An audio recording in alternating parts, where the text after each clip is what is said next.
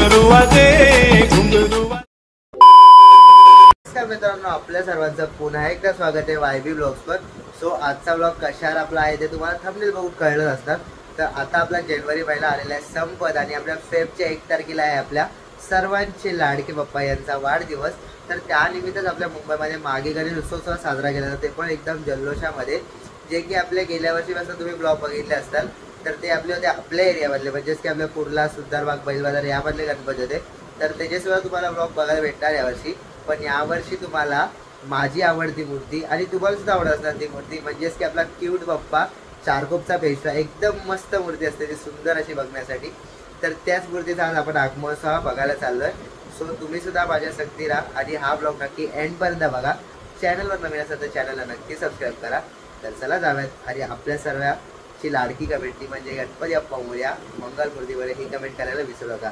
तर चला आजची सुरुवात करूया आपली मागी गणेश उत्सवाचा पहिला ब्लॉग टाकून 2025 चा। तर बोला गणपती बाप्पा मोरया।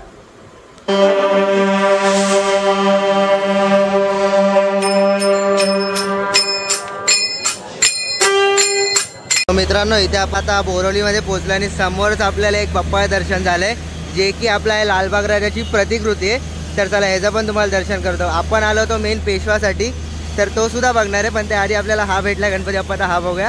आणि पेशवा पण समोरच आहे मला वाटतं, चला बघूया आपण।